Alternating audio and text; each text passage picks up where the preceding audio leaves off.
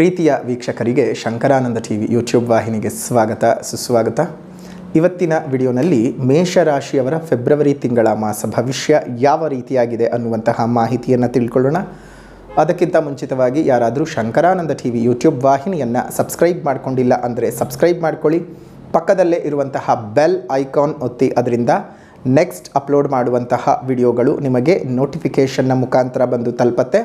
ಹೊಸ ಹೊಸ ಮಾಹಿತಿಗಳನ್ನು ತಿಳ್ಕೊಳ್ಳೋದಕ್ಕೆ ಸಾಧ್ಯವಾಗುತ್ತೆ ಅಂತ ತಿಳಿಸ್ತಾ, ಫೆಬ್ರವರಿಯಲ್ಲಿ ಬದಲಾವಣೆ ಆಗುವಂತಹ ಗ್ರಹಗಳ ಬಗ್ಗೆ ಮಾಹಿತಿ ನೋಡೋಣ. 1ನೇ ತಾರೀಕಿನಂದು ಬುಧ ಮಕರ ರಾಶಿಗೆ ಪ್ರವೇಶ ಮಾಡ್ತಾನೆ. 5ನೇ ತಾರೀಕಿನಂದು ಮಕರ ರಾಶಿಗೆ ಕುಜ ಪ್ರವೇಶ ಮಾಡ್ತಾನೆ. 11ನೇ ತಾರೀಕಿನಂದು ಮಕರ ರಾಶಿಗೆ ಶುಕ್ರ ಪ್ರವೇಶ ಮಾಡ್ತಾನೆ. 13ನೇ ತಾರೀಕಿನಂದು ರವಿ ಕುಂಭರಾಶಿಗೆ ಪ್ರವೇಶ ಮಾಡ್ತಾನೆ. 19ನೇ ತಾರೀಕಿನಂದು ಕುಂಭರಾಶಿಗೆ ಬುಧ ಪ್ರವೇಶ ಮಾಡ್ತಾನೆ. ಇದು ಗ್ರಹಗಳ ಪರಿಚಲನೆ. ಈ ಗ್ರಹಗಳು ಮತ್ತು ಈಗಾಗಲೇ ಸ್ಥಿತವಿರುವಂತಹ ಗ್ರಹಗಳು ಯಾವ್ಯಾವ ಸ್ಥಾನಗಳಲ್ಲಿ ಸಂಚಾರ ಮಾಡ್ತಾರೆ ಮೇಷರಾಶಿಯವರಿಗೆ ಅನ್ನೋದನ್ನು ನೋಡೋಣ. ರವಿಗ್ರಹವು 10 ಮತ್ತು 11ನೇ ಸ್ಥಾನದಲ್ಲಿ ಸಂಚಾರ ಮಾಡಿದರೆ, ಕುಜ 9 ಮತ್ತು 10ನೇ ಮನೆಯಲ್ಲಿ ಸಂಚಾರವನ್ನು ಮಾಡ್ತಾನೆ. ಬುಧ 10 ಮತ್ತು 11ರಲ್ಲಿಯೂ, ಗುರು 1ನೇ ಮನೆಯಲ್ಲಿಯೂ, ಶುಕ್ರ 9 ಮತ್ತು 10ನೇ ಮನೆಯಲ್ಲಿಯೂ, ಶನಿ 11ನೇ ಮನೆಯಲ್ಲಿಯೂ, ರಾಹು 12, ಕೇತು 6ನೇ ಮನೆಯಲ್ಲಿಯೂ ಸಂಚಾರವನ್ನು ಮಾಡ್ತಾರೆ. ಈ ಸಂಚಾರದ ಸ್ಥಿತಿಗತಿಗಳಿಂದಾಗಿ ಮೇಷರಾಶಿಯವರ ಗೋಚಾರದ ಸೂಚ್ಯ ಫಲಗಳು ಯಾವ ರೀತಿಯಾಗಿದೆ ತಿಳ್ಕೊಳ್ಳೋಣ.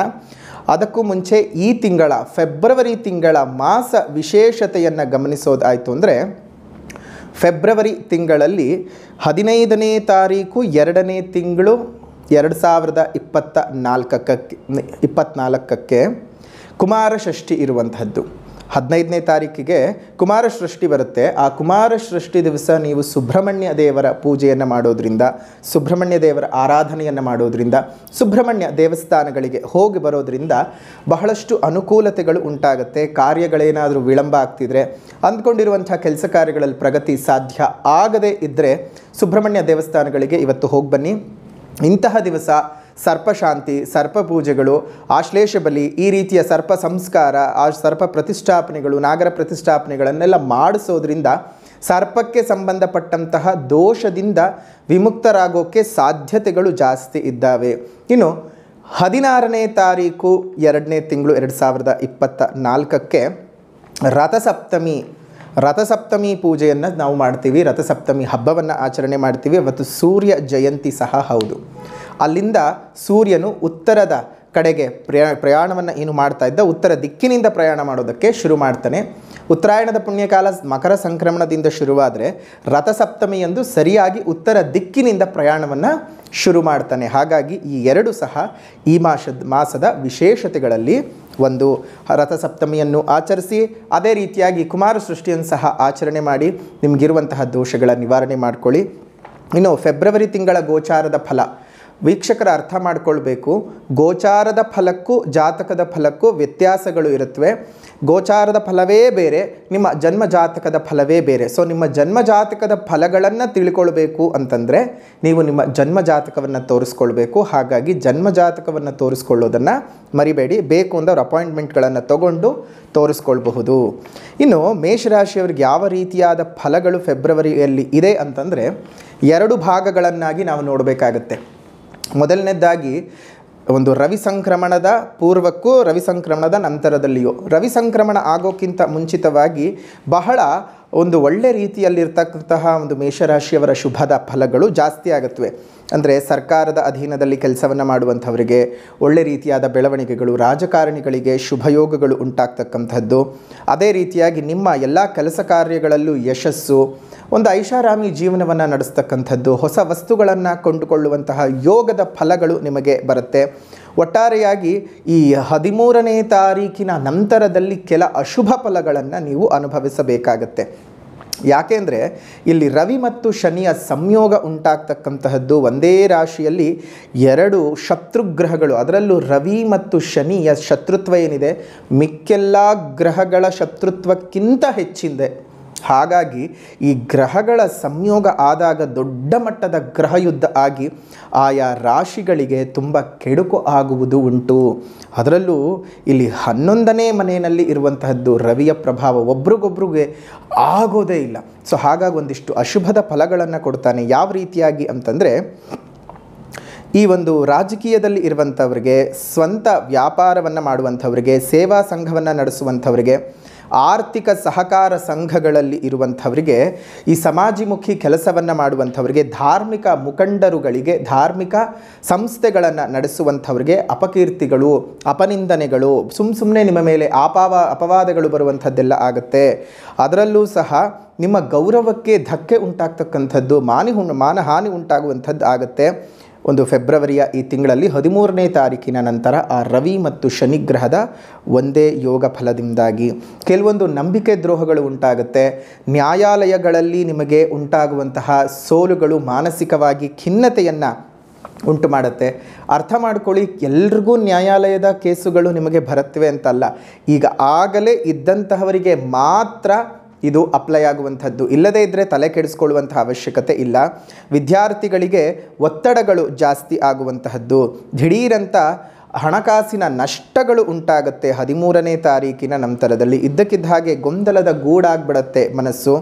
ನಿಮಗೆ ಎಲ್ಲ ಕೆಲಸ ಕಾರ್ಯಗಳಲ್ಲೂ ಕೈಗೊಂಡಂತಹ ಕೆಲಸ ಕಾರ್ಯಗಳಲ್ಲಿ ಅರ್ಧ ತಿಂಗಳು ಜಯವನ್ನು ಏನು ಕಂಡಿರ್ತೀರಲ್ಲ, ದಿಢೀರಂತ ಆ ಗ್ರಾಫ್ ಕೆಳಗಡೆ ಬರುವಂತಹ ಸಾಧ್ಯತೆಗಳಿದ್ದಾವೆ. ದಿಢೀರಂತ ಯೋಗ ಫಲಗಳನ್ನು ನೀವು ಕಳೆದುಕೊಳ್ಳಬೇಕಾದಂತಹ ಸಂದರ್ಭಗಳು ಉಂಟು. ಕಷ್ಟ ನಷ್ಟಗಳು ಜಾಸ್ತಿ ಆಗುತ್ತೆ. ನಿಮ್ಮ ಮಾನಸಿಕ ಅಶಾಂತಿ, ಕಲಹಗಳು ವಿಪರೀತವಾಗುತ್ತೆ. ಸೊ ಹಾಗಾಗಿ ಧನ ನಷ್ಟ, ಧನಹಾನಿ, ನಂಬಿಕೆ ದ್ರೋಹಗಳು, ಮಾನಹಾನಿಗಳು, ಈ ರೀತಿಯಾದ ಕೆಲ ಕೆಡುಕಿನ ವಾತಾವರಣ ಇನ್ನು ಉತ್ತರಾರ್ಧದಲ್ಲಿ ಇರುವಂತಹದ್ದು. ಸ್ವಲ್ಪ ಜಾಗ್ರತೆಯಾಗಿರಿ. ತಲೆ ಕೆಡಿಸ್ಕೊಳ್ಳುವಂಥ ಅವಶ್ಯಕತೆ ಇಲ್ಲ. ನಿಮ್ಮ ಜಾತಕದಲ್ಲಿ ದಶಾಭುಕ್ತಿಗಳು ತುಂಬ ಪ್ರಬಲವಾಗಿ ಉತ್ತಮವಾದಂತಹ ದಶಾಭುಕ್ತಿಗಳು ನಡೀತಾ ಇದ್ದರೆ ಈಗ ಹೇಳಿದಂತಹ ಅಶುಭದ ಫಲಗಳು ತುಂಬ ಕಡಿಮೆ ಆಗುತ್ತೆ. ಗಾಬರಿ ಬೀಳುವಂಥ ಅವಶ್ಯಕತೆ ಇಲ್ಲ. ಆದರೆ ತಲೆ ಒಳಗಡೆ ಒಂದು ಎಚ್ಚರಿಕೆಯಾಗಿ ಇರಬೇಕು. ಮೊದಲೇ ನೀವು ಹುಂಬರು, ಎಲ್ಲದಕ್ಕೂ ಕೋಪ ಮಾಡ್ಕೊಂಡು ಕೋಪದಲ್ಲಿ ರಿಯಾಕ್ಟ್ ಮಾಡಿಬಿಡ್ತೀರಿ. ಸೊ ಆ ರೀತಿಯಾಗಿ ಮಾಡಿ ಸುಮ್ಮನೆ ಇನ್ನೊಂದೇನೋ ತಲೆ ಮೇಲೆ ಹಾಕ್ಕೊಳ್ಳೋಕೆ ಹೋಗೋದು ಬೇಡ. ಮೇಷರಾಶಿಯವರು ಸ್ವಲ್ಪ ಹುಷಾರಾಗಿದ್ದು ಜೀವನವನ್ನು ಮುಂದುವರಿಸ್ಕೊಂಡು ಹೋಗಿ ಒಳ್ಳೆಯದಾಗುತ್ತೆ. ಇನ್ನು ಪರಿಹಾರದ ಕ್ರಮ ಅಂತ ಬಂದಾಗ 2 ಪರಿಹಾರಗಳು. ಮೊದಲನೇದಾಗಿ ಸಾಮಾಜಿಕ ಪರಿಹಾರ, ಎರಡನೆಯದ್ದಾಗಿ ಒಂದು ಆಧ್ಯಾತ್ಮಿಕ ಪರಿಹಾರ. ಸಾಮಾಜಿಕ ಪರಿಹಾರ ಅಂತ ಬಂದಾಗ ನಾವು ಈ ಪ್ರಕೃತಿಯಲ್ಲಿ ಬದುಕಿದ್ದೀವಿ, ಪ್ರಕೃತಿಯನ್ನು ಉಳಿಸೋಣ, ಪ್ರಕೃತಿಯನ್ನು ಬೆಳೆಸೋಣ, ಪ್ರಕೃತಿಯನ್ನು ಕಾಪಾಡೋಣ. ಸಾಧ್ಯವಾದ ಕಡೆ ಗಿಡ ಮರಗಳನ್ನು ನೆಟ್ಟು ಪೋಷಣೆಯನ್ನು ಮಾಡ್ತಾ ಇನ್ನೊಂದಷ್ಟು ಹಸಿರು ಜಾಸ್ತಿ ಆಗೋದಕ್ಕೆ ನಾವು ಸಹ ಕಾರಣೀಭೂತರಾಗಿ ನಿಂತ್ಕೊಳ್ಳೋಣ. ನಿಮ್ಮ ಸುತ್ತಮುತ್ತ ಇರುವಂತಹ ಉದ್ಯಾನವನಗಳಲ್ಲಿ ಒಂದೊಂದು ಹಣ್ಣಿನ ಗಿಡಗಳನ್ನು ಕೊಟ್ಟು ಪೋಷಣೆಯನ್ನು ಮಾಡಿಸಿ, ಅದರಿಂದ ನೆಕ್ಸ್ಟ್ ಅದು ಬೆಳೆದು ಇನ್ನೊಂದು 10 ವರ್ಷಗಳಲ್ಲಿ ಅದು ಬೆಳೆದು ನಿಂತು 4 ಪಕ್ಷಿಗಳಿಗೆ, ಪ್ರಾಣಿಗಳಿಗೆ, ನಮ್ಮ ಪರಿಸರಕ್ಕೆ ಉತ್ತಮವಾಗಿ ಅದು ಕೆಲಸವನ್ನು ಮಾಡ್ತಾ ಇದ್ದಾಗ ಅದನ್ನು ನೋಡಿ ನಿಮಗೇ ಸಂತಸವಾಗುತ್ತೆ. ಯಾವುದೋ ಒಂದು ಪಕ್ಷಿ ಬಂದು ಗೂಡು ಕಟ್ಕೊಳ್ಳುತ್ತೆ, ಇನ್ಯಾವುದೋ ಪ್ರಾಣಿ ಹೋಗಿ ಅಲ್ಲಿ ಬಿಟ್ಟಿರುವಂತಹ ಹೂವು ಹಣ್ಣುಗಳನ್ನು ತಿಂದು ಅದರ ಹಸಿವನ್ನು ಇಂಗಿಸಿಕೊಳ್ಳುತ್ತೆ. ಅದನ್ನು ನೋಡಿದಂತಹ ಭಗವಂತ ನಿಮಗೆ ಆಶೀರ್ವಾದ ಮಾಡ್ತಾನೆ. ನಿಮ್ಮ ಮನೆ ಮುಂದೆ ಮತ್ತು ಮೇಲ್ಭಾಗದಲ್ಲಿ ಒಂದು ಸಣ್ಣ ಸಣ್ಣ ಕುಂಡಗಳಲ್ಲಿ ನೀರನ್ನು ಇಡ್ತಾ ಬನ್ನಿ. ಅದರಿಂದ ಎಷ್ಟೋ ಪ್ರಾಣಿಗಳ ದಾಹದ ಇಂಗುವಿಕೆ ಆಗುತ್ತೆ. ಇದನ್ನೆಲ್ಲ ನೋಡಿದಂತಹ ದೈವ ನಿಮ್ಮನ್ನು ಆಶೀರ್ವಾದ ಮಾಡುತ್ತೆ.